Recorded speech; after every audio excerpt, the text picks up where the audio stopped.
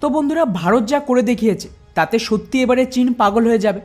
কেননা এই মুহূর্তে যদি আপনাদের প্রশ্ন করা হয় যে এমন কোন সেক্টর রয়েছে বা এমন কোন টেকনোলজি রয়েছে যা আগামী কয়েকশো বছর ধরে গোটা বিশ্বে একছত্র রাজত্ব করবে এবং এটা ছাড়া বিশ্বের কোনো দেশ সার্ভাইভ করতে পারবে না, তো বন্ধুরা এর সোজা জবাব হবে সেমিকন্ডাক্টর।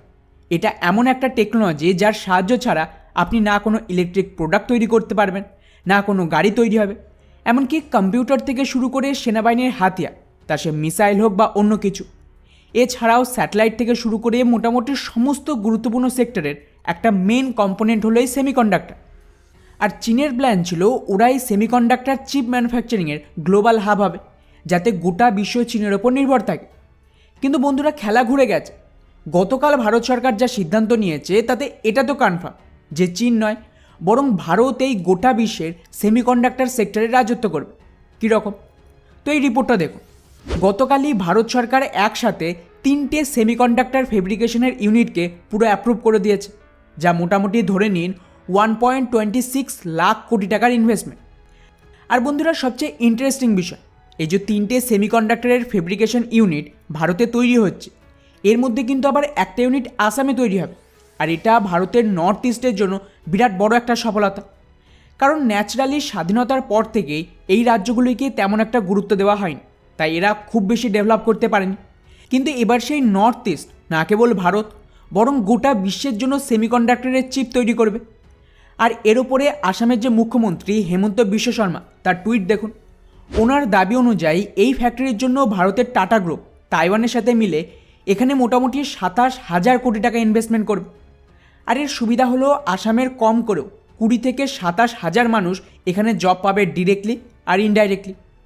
এখানে যে ফ্যাক্টরি তৈরি হচ্ছে তাতে মোটামুটি 48 মিলিয়ন চিপ প্রতিদিন তৈরি হবে, অর্থাৎ প্রতিদিন গড়ে মোটামুটি 4 থেকে 5 কোটি চিপ আসামে তৈরি হবে। ফলে বুঝতেই পারছেন যে এটা কোনো ছোটোখাটো ফ্যাক্টরি নয়। এই প্রজেক্ট আসামের ইতিহাসের সবচেয়ে বড় ইনভেস্টমেন্ট, যা ওদের ভাগ্য বদলে দিল। এরপর টাটা গ্রুপ এই তাইওয়ানের কোম্পানি পিএসএমসির সাথে মিলে 91,000 কোটি টাকার ইনভেস্টমেন্ট করবে গুজরাটের ধোলেরাতে।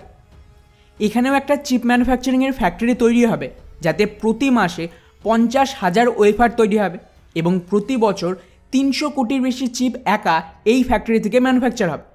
ফলে বুঝতেই পারছেন যে এটা কিন্তু আসামের থেকেও বড় ইনভেস্টমেন্ট। আর এখানে তৈরি চিপ বেসিক্যালি প্রতিরক্ষা সরঞ্জামের সেগমেন্ট থেকে শুরু করে ইলেকট্রিক ভেহিকেল, ইলেকট্রনিক সেগমেন্ট এগুলিতে কাজ করবে। আর আসামের যে ফ্যাক্টরি তৈরি হলো তারা কিন্তু মেনলি অটোমেটিভ, ইলেকট্রিক ভেহিকেল, মোবাইলের মতন বিষয়গুলিতে কাজ করবে।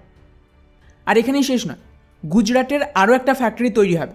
এখানে ভারতের সিজি পাওয়ার জাপান আর থাইল্যান্ডের সাথে পার্টনারশিপ করে মোট 7,600 কোটি টাকা ইনভেস্ট করছে। এর আন্ডারে এখানে যে ফ্যাক্টরিটা তৈরি হবে তাতে কিন্তু বেসিক্যালি অ্যাসেম্বলি, টেস্টিং, মার্কেটিং আর প্যাকেজিং এই সমস্ত কাজ হবে। এখানেও মোটামুটি ধরে নিন যে 15 মিলিয়ন চিপ তৈরি হবে। ফলে বন্ধুরা, ওভারঅল এই 3টে ফ্যাক্টরি সেমিকন্ডাক্টর সেক্টরে ভারতের ভবিষ্যৎ বদলে দেবে। রিপোর্ট অনুযায়ী 3টে ফ্যাক্টরির জন্য আগামী 100 দিনের মধ্যে কাজ শুরু হয়ে যাবে এবং টোটাল এটা মোটামুটি 80,000-এর বেশি মানুষকে ডিরেক্টলি জব দেবে। আর তার সাথেই ভারতের সেমিকন্ডাক্টর চিপের জন্য চীন আর তাইওয়ানের ওপর যে নির্ভরতা সেটাও কিন্তু অনেকটাই কমিয়ে দেবে। আর হ্যাঁ, এখানে আরও একটা গুরুত্বপূর্ণ ইনফরমেশন দিয়ে রাখি। এমন নয় যে 3টে ফ্যাক্টরির প্রথম ফ্যাক্টরি, অলরেডি গত বছরের শেষের দিকে আমেরিকার এক কোম্পানি মাইক্রন, এরাও সেমিকন্ডাক্টর চিপ তৈরি করে। তো এই কোম্পানিও কিন্তু গুজরাটে 22,000 কোটি টাকার বিনিময়ে আরও একটা ফ্যাক্টরি তৈরি করছে। আর এটাও অতিরিক্ত 20,000 জব তৈরি করবে এবং এখান থেকে বিশ্বের বাকি দেশে এই চিপ সাপ্লাই করা হবে। ফলে ওভারঅল ভারত নিজের কোমর বেঁধে নেমে পড়েছে এবং যে গতিতে একের পর এক কোম্পানি নিজেদের সেমিকন্ডাক্টর ফ্যাক্টরি ভারতে তৈরি করছে আর একই সাথে ওদিকে আমেরিকা চীনের ওপর স্যাংশন লাগাচ্ছে, তাতে এটুকু তো গ্যারান্টি যে 2030 সালের আশেপাশে ভারত এই সেক্টরে ডমিনেটিং পজিশনে থাকবে। বাকি ভারতের এত বড় সফলতাকে নিয়ে আপনাদের কি মনে হয় নিচে অবশ্যই কমেন্ট করে জানাবেন। জয় হিন্দ।